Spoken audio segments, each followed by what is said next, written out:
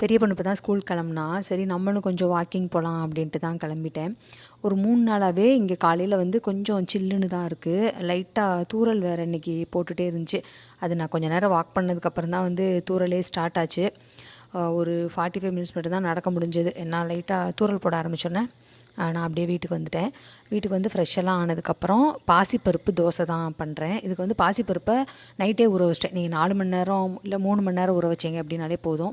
அது கூட சீரகம், காஞ்ச மிளகா, உப்பு போட்டு நல்லா அரைச்சிட்டு அதில் வந்து கேரட் துருவி சேர்த்துருக்கேன். அதுக்கப்புறம் நம்ம தோசை மாதிரி ஊற்றி அப்படியே எடுத்துக்கலாம். இது அப்படியே தான் நான் சாப்பிடுவேங்க. எனக்கு சட்னி எதுவுமே தேவையில்லை. ஆனால் எங்கள் வீட்டில் இருக்கவங்க யாருக்குமே இது வந்து ரொம்ப அவ்வளோவெல்லாம் பிடிக்காது. பட் எனக்கு இது ரொம்ப ரொம்ப பிடிக்கும். எனக்கு ஒரு ஆளுக்கு அப்படின்னா மத்தியானத்துக்கு கூட நான் இதை பண்ணி வந்து சாப்பிட்ருவேன். ஸோ வாட்டர்மெலன் வாங்கிட்டு வந்திருந்தோம். சரி அதையும் கட் பண்ணி எடுத்து வச்சுட்டு அப்படியே ஜிம் கிளம்பலாம் அப்படின்னு தான் கட் பண்ணிகிட்ருக்கேன். நான் சாப்பிட்டுன்னு இமீடியட்டாக ஜிம் போக மாட்டேன். ஒரு 2.5 ஹவர்ஸ் கழித்து தான் ஜிம் வந்து போவேன். வாட்டர்மெலன் வந்து சுத்தமாக நல்லாவே இல்லை, ஸ்வீட்டாகவுமே இல்லை. தெரியாமல் வாங்கிட்டோம் அப்படின்னு நினைக்கிறேன். நாளைக்கு பார்க்கலாம். பாய்.